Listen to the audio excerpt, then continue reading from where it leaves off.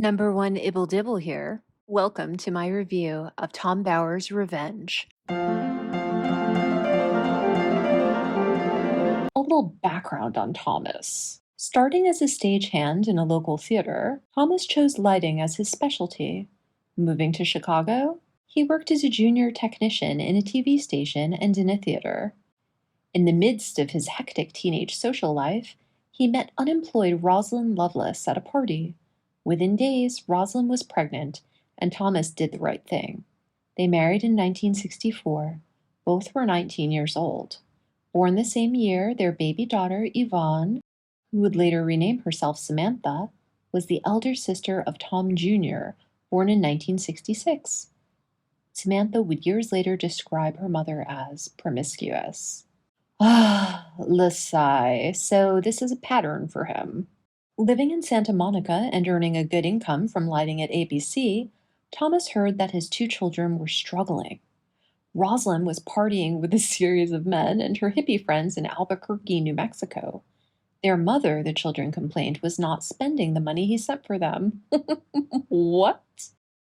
He heard that his two children were struggling? From who? Like, through the grapevine? Did they write him a letter? Did one of them take the bus to his job one day? Why didn't he know his children? To escape their mother, Samantha moved to live with Thomas in Santa Monica and was followed by Tom Jr.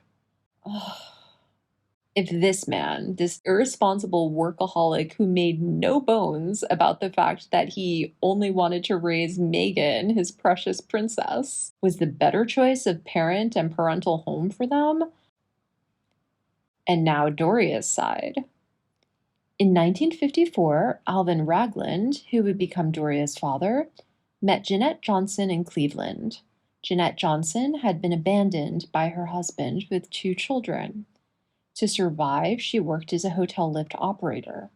In 1956, Alvin and Jeanette married, and Doria was born. Soon afterwards, the family, including Jeanette's 7-year-old son Joseph Johnson, packed their belongings and drove to Los Angeles. Once settled in LA, Joseph and Doria went to the predominantly white Jewish Fairfax High School.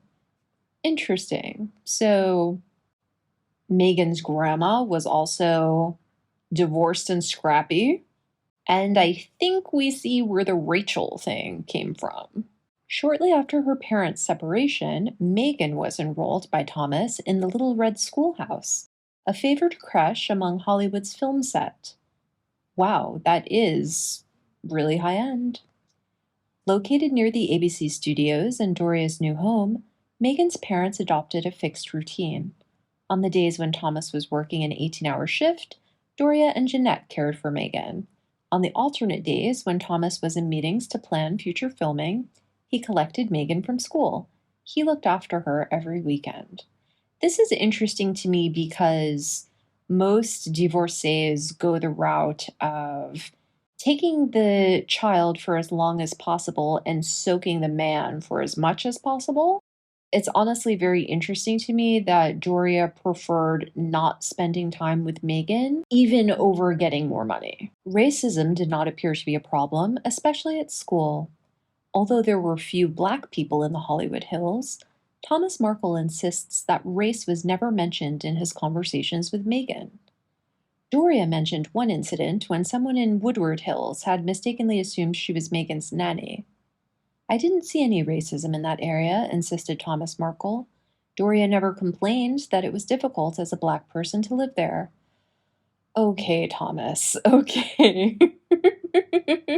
Thomas. Here's the thing. Why would Doria complain? Doria was, is, and will always be Black. That will not change. She can't control how people treat her. She can't control if a racist comes across her on any given day. I think most Black people don't complain about 1/10 of the racism they experience. Also, there is nothing in this man's biography to make me think that he really understood his wife at all. It's entirely possible she complained or phrased it in her way, and he didn't catch it. I can totally see really important expressions of emotion just going over this guy's head. Lastly, why mess up a good thing?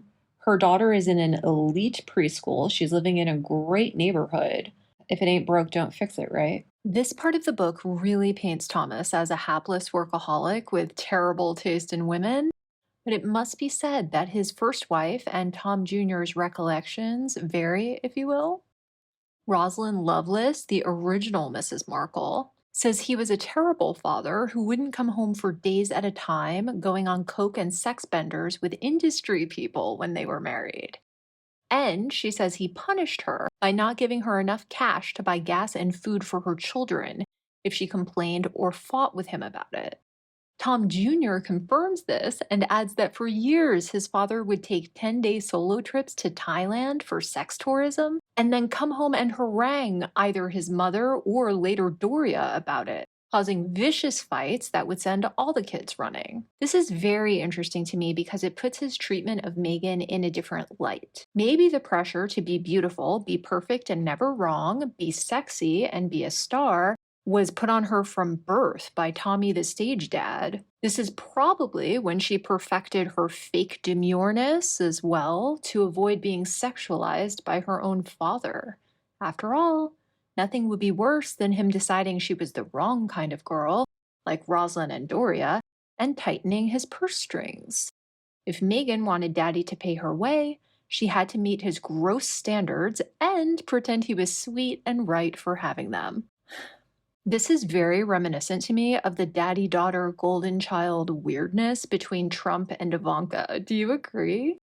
Is Thomas Sr. actually a scummy misogynist narcissist who purposefully chose troubled women that he could saddle with children and financially abuse? Maybe Meghan was always going to cut him off, but didn't do so until she felt it was absolutely critical. She obviously was well aware for many years that he is the kind of toxic that can absolutely ruin a wedding.